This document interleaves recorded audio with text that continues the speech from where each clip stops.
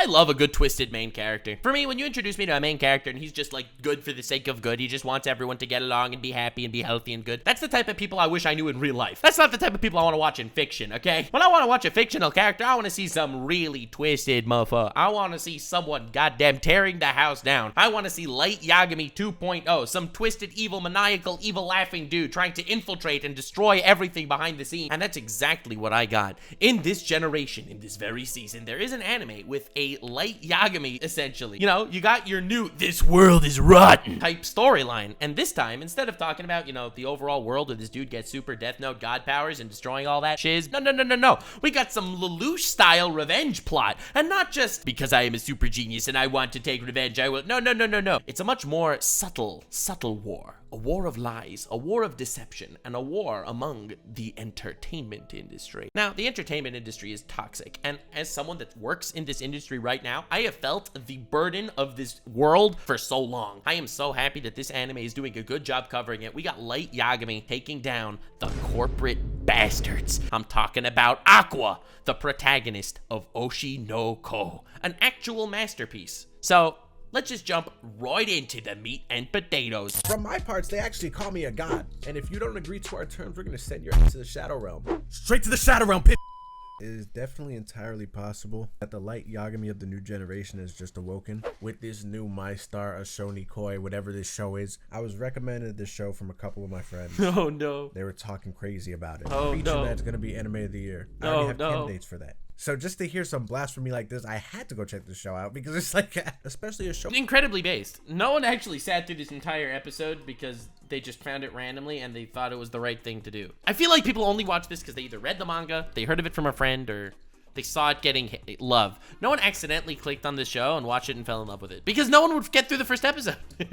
Some pop icon singer as the thumbnail, no shot. I was getting kind of mad going into the show because there was just no way that this show is gonna. Dude, it was rated #1 on my anime list, and not because of me. So like Jujutsu Kaisen, Bleach, Hell's Paradise, hour-long episode, and there will be spoilers in this video, so if you haven't seen the show, I would recommend it. When I went into this show, I was already informed it was gonna get intense and that it wouldn't be what I expected. Oh, that's not what I was told. Dude, I was just told it's the best thing ever, trust me, bro. And I was like, dude, trust you, bro? Really? Trust you? All right. I trust you, bro. And I started it. That's literally how I started it. So when I got to the 20-minute mark, I was like, oh, no way, this is what everyone's saying. But then it became amazing, so. I'm thinking this is on some quintessential quintuplets type of shit. I haven't even seen that show. I'm just taking a guess. And when we start the show, we have this girl, she's fangirling over this pop star. Her name's A or I, whatever. She's basically on life support. She's going downhill. It's unfortunate. So sad. And the doctor and the sick girl basically build a relationship over this pop singer. And then the sick girl eventually passes away. Rest in peace. Which is very sad. She's dead, and she's gonna probably stay dead. I mean, this is an anime. Dead people don't come back to life or get reincarnated. They just stay dead, right? Some flashback sequence thing, and the doctor explains to one of his coworkers why he is so infatuated with this pop star girl. And then after that whole set of dialogue, this pop star girl miraculously pops up in the hospital, pregnant with twins, 16. The doctor is sitting here internally fangirling over this, and now he's going to be her gynecologist, and I'm still not thinking anything of it. And then we have these two gentlemen sitting in the waiting room talking about, if I die now, that there's a chance I'll be reborn as an idol. Epic foreshadowing!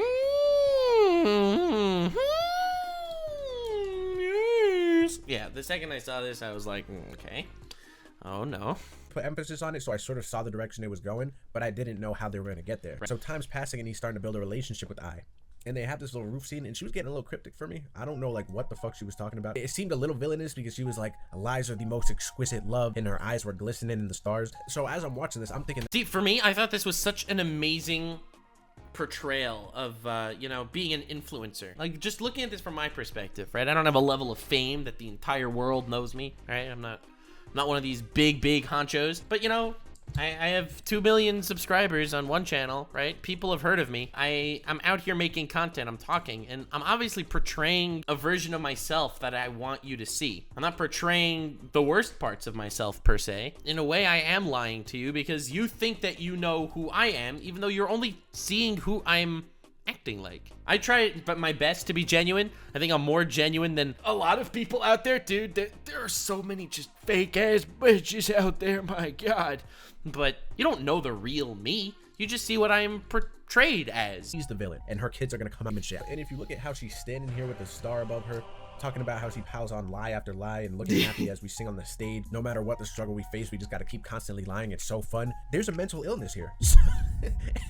This is yeah, it's a mental illness called clout. Literally, a mental illness called clout. Licensed gynecologist, and he's not even taking into account her dialogue. He's just like, you know what? She's kind of cute. I like her straightforwardness. That shit's fire. I'm a fan. He's not taking into consideration the lunacy that's going on right now. Then after this whole little rooftop scene, he's like, you know what? I'm gonna deliver your child. And this is sort of where I guess you could say shit started to turn a little bit, because we go months, her delivery day comes. It's the night she's probably gonna give birth, and I understand they have to put him in this position to allow this show to continue. I'm not operating in the fashion that he did. He goes outside for a second. He gets run up on middle of the night. I mean, he goes out for a second. Dude, she wasn't in labor. He's just some doctor. His job isn't to sit there with the patient every minute of the day. He pulls up, are you Ai Hoshino's doctor? She's using a fake name. So obviously this burglar should not have any information on who and where this woman is, because she's been moving and operating very stealthily for the last 9 months. She's been using NordVPN. She's used code Nuxt on Surfshark, I'd even dare say. The doctor thinks he's like one of the cops for a second and tries interrogating the dude. You're pulling up on me, brother. What's your name? Because I'm trying to get to the bottom of this. Do you want me to chase you instead of calling the cops? Is that what you want me to do? Do you want me to chase you instead of going back to protect this woman? So then the bandit's off in the night, and this gynecologist thinks he's fucking Robin Hood or something. In his defense, Your Honor, he is a massive simp. He's just a simp. He's a Robin Hood. He's a simp. And simps do what simps do. You know what simps do? Simps attack people that pose a threat to the people they are simping for. I see this as relatively understandable. But no, pulls up to the cliff, gets snuck up on. I mean, this was just poor execution. This bandit just knocks his ass off. It was a planned attack. So once he's off the cliff, that's when it was really solidified, like, okay,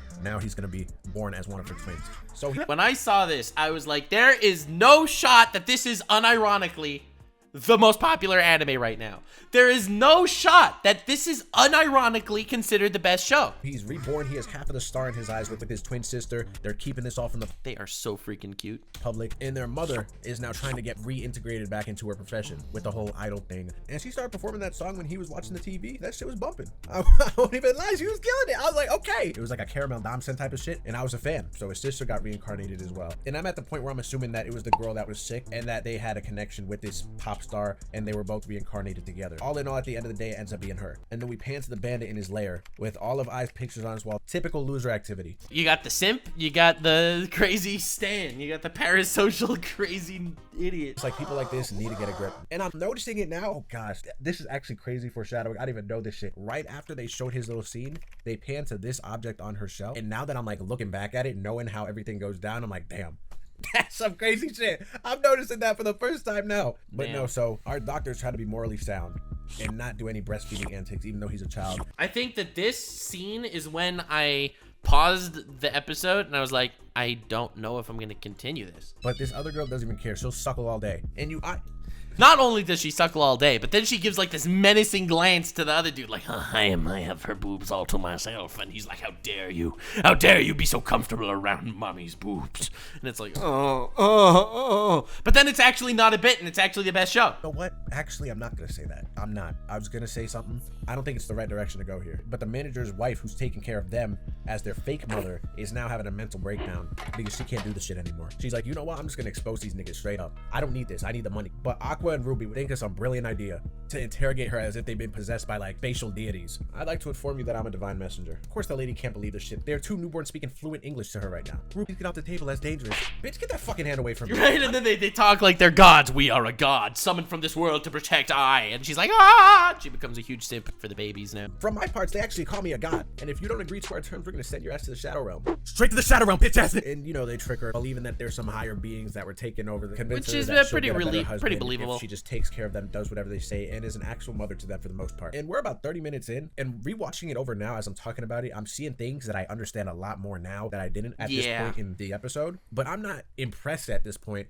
I'm enjoying myself, but nothing really popped off till like that back half of this episode. And yeah, until this point, it was relatively cringe, and I do think that it all actually needed to be set up this way. Like, I was trying to think of a different possible way it could be set up to have the same impact for the rest of the story, and I really don't think they could have done it any other way. Mom is basically kind of experiencing like a fall off arc, and she's trying to figure out ways to like excel and make more money because it's not cutting it. and they secretly bring her children to one of her concerts. They start turning up unconsciously in tandem. It was moments like this where I was like, okay, the show is funny. Now, Yeah, that was I cute. would say That was really the cute. whole idea of the show The Rave Babies sort of was starts hilarious. at like the 40-minute mark, because when she gets this new opportunity for a TV show and Aqua is having normal ass dialogue with one of the directors and they're chopping it up a little bit, to me, I'm perceiving Aqua as 3 years old. He's having intellectual dialogue with his director, so this director must have been high on some shit. 'Cause if I'm talking to a 3-year-old like this, I may get the government involved. And then the director's like, dude, I need to have you in a movie because you are terrifying. You are a freaking baby and you're scary. I think there's some he's probably, I would think he's an alien, because they were really like exchanging information. Director was like, I want you to star in my next film because I like the way you operate, so here's my contact information. And I could be like, oh, straight up, like we could do that for they didn't care. But no, so their mom performs, does whatever. When she goes on TV, they barely showed any of her scenes, so you know Aqua has that contact. He has to go take a business call real quick. He's like, yo guy, like where was she at? You gave her like a second on the screen, nigga. Like, what is up with that? See, Aqua, you have to understand, in this business, when you're better than the lead, they're just gonna want to cut you out because they're not looking for you. You're not the poster child of the operation. So they can't have you doing better than the lead, because then the show's value just won't be there. Do you understand what I mean? I like this guy. Me too. He was probably the most impactful character for most of the first episode. He's just real with you. He's like, listen, this is show business. I'm not here to make anyone else's dreams come true. I'm here to make that bag. And if that involves completely screwing over some of the people working for me, well, frankly, that's just my job. And he does that later in the episode with that girl actress. Like, he is just a cool ass dude, and it's a kind of cool relationship to see. But he says that he will get another role if Aqua will star in it. That's the only way, because he sees potential. They go to set. They see this little girl who's like some actress protege. Right, she's like a 3-year-old kid or whatever, but she's an asshole, right? She's completely entitled. She's an actress. She gets everything she wants, so she feels mega entitled. To cry within 10 seconds. I can make that shit 3. My fist is cocked back. You know what I'm saying? Like she's really like aggravated me, right? Dude, I was so close to pulling out an Anakin Youngling moment when I saw this. Acting all preppy and shit with that white head. Get out, man. Get out of here. She's upset that they got put on too late and that A and Aqua weren't even part of the original film. She starts talking shit about the bomb. She's saying that her acting was so horrible that they were forced to cut her parts off of that last thing she was just in. See, if I was Ruby and I mean, that's like your typical 3-year-old response. I love this image. But that dude, the art style is so fire. Orphan would have an indent of that girl's head. That's all. Like, she's not even looking at us right now. Especially if I had the mentality of them two. They're both super fans. Not only super fans, that is their mother. So that is double trouble. But she could keep that mentality. And they're basically on set. They're supposed to be the scary kids, Aqua and this red-haired girl. And she's trying too hard. Okay, she's trying to be spooky, and this is how I know this Aqua nigga is going to be a problem in the future. He's spitting normal dialogue right now, instilling fear into this actress. This is a scripted scene. After the scene's done, she's like, Aqua, that was really good. You sent shivers down my spine. So I already know. Yeah, because it's a 3-year-old talking about, actual real stuff, like talking. And he knew exactly why he was there. He was instantly able to recognize that the reason the director wanted him on the scene wasn't because the director wanted him to act, was because it's so creepy that a baby, a 3-year-old can actually talk like an actual adult and construct full sentences. And that's just so bone-chilling. So he knew the intent of the director, so he leaned into that even further. Get to it. I would get to it, but I already gonna be on some shit. And this girl actually needed this experience early on in her acting career, because I know now she's gonna be great. So this girl had to experience getting completely sidelined as the much less interesting actor. This was the worst day in her life, but ultimately that's also what the director wanted. The director wanted her to have a taste of that so she could become a better actress herself. So she could strive to become better and know that she is not God's gift to the world. Wendy's looking girl. She's asking the director to restart the scene in tears, bawling her eyes out because he was just better. But I'm glad she admitted it though. She was like, he was just straight up better than me, and I can't have that be the case. Please start over the scene. That's character development. And they said no. And then the director told him that was the point. The point was for you to show her up. For her, I hope we see her again in the future. Their film basically went number 1 on Billboard. Aqua went crazy in it, but their mom, however you say her name, she carried the film, started getting notoriety everywhere, was blowing up. And we get a little backstory of hers, how she got recruited. He basically was telling her it's okay to lie and constantly lie. You'll be fine. This is your job anyway, which ended up being her downfall. Their mom, sort of. It ended up sort of being her downfall, but ultimately that's the agent's job. Has been in talks with meeting their dad. She's getting ready for the biggest performance of her life, Staples Center, Madison Square Garden type of deal. I knew that there was a twist going into this show, and I think this is why this part specifically. First off, the visuals for this fucking Oh god, the visuals. But all right, if you haven't seen the first episode right now, this is where you walk out. This is where you leave the stream for 5 minutes and you come back in 5 minutes, guys. This is where the spoilers happen. So if you haven't seen this yet and you want to watch the first episode, do that now. I feel like if I wasn't expecting any sort of twist whatsoever, I would have definitely probably been cry my eyes out a bit, because they were hanging out at the house, knock on the door. There were flowers in his hand, so I thought it was the dad. He walks up to their house. Same guy that killed the doctor.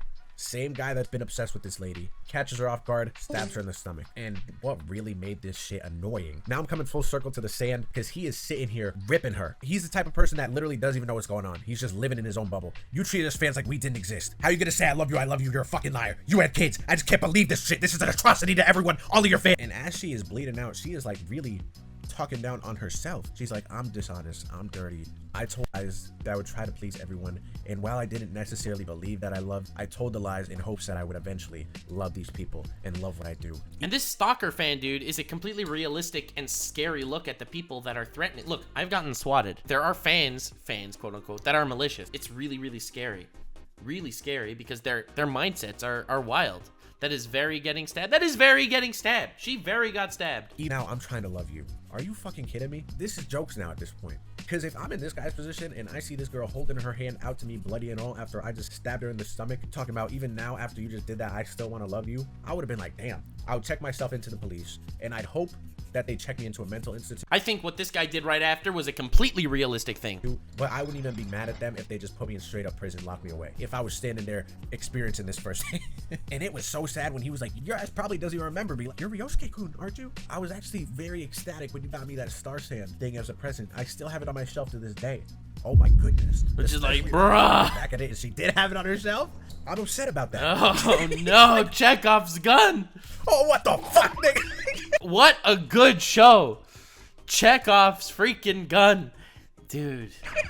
He probably thought his ass was dreaming, because there was just no way that all happened. I feel like his response was a very realistic response. How's he gonna live in a world where he did something like that? And he bolts out of the house. Aqua's trying to call the cops. I thought the girl, the twin sister, was gonna die though, from like the beginning of this whole thing, because a lot of the focus was put onto Aqua and their mother, and the girl was sort of like the third string in all of it. So I thought that this maniac was gonna pull up on them. Maybe A was gonna try and protect them, but then Ruby would die in the process. And like the shots that they were getting, dude, look at this animation, look at this art style, hair and like the wrinkles in their skin, kind of emphasizing how like distraught they were. This shit was fantastic. I don't know what studio this is. And what really got me is when she was talking to her manager before, she was saying how she never said I love you, and meant it, right? She never said, not that she never said I love you, she never said I love you and meant it. So she felt like it was cheating. So she always said I love you to her fans when obviously she doesn't mean it. Like when I say I love you guys as an amalgamous fan base, right? As people that support me, and I really appreciate you, and I do love you to some level that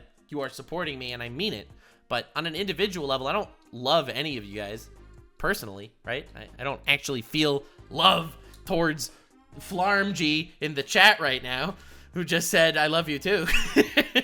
We'd love to say it one day. And she said initially, there was another point in there where she said she doesn't want to say it and then not feel the emotions. That's what she was scared of. And she never said I love you to them in their 3 years of living up until this very moment. And then she was like, I love you, saying out loud, she's like, yep, that was real. That shit was definitely real. Like, when she says I love you and says, wow, I meant it. I was finally able to say I love you and mean it. That was her goal, that was her life, and then she dies with a smile on her face. That scene makes it. This is a masterpiece. Felt that. And that was like, that was sad as hell. Oh my goodness. His mom's like body just being there with all the strands of hair, her star in her eyes going out. They really made it gruesome. And you see his star in his eyes go like kind of blacken from that white glisten to like a very dark black, and they really do the eyes very well. So then a couple days go by, they're both depressed. He's like, Ruby will probably bounce back from this because she's just a very wholehearted person. But me, if I's not in this world, then like what is? And then he has a realization. He's like, hold the fucking phone. He's like, if the stalker and the dude who killed me are the same person, how on earth did he find out where the hospital was? And why the fuck did he pull? And they just moved too. How did he find out that they just moved? The house. But then he's like, oh damn, that's our father, who's probably in the same industry. And this is the birth of the new anime villain. When I saw this scene, I was not just was I amazed by how amazing and emotional the scene of the death scene was. Not only did I see that and be like, wow, the death scene is just freaking insane. This is one of the greatest moments in anime. This was the scene when I realized the rest of the anime would be a masterpiece too. You know, welcome. Well, I'm clapping. I don't know if my mic's picking it up, but I'm clapping. Welcome. But he's gonna get revenge, and I guess this is gonna be a whole revenge story of him climbing the industry. The visuals behind this scene alone, with him like awakening his inner starlight, starbright eyeball.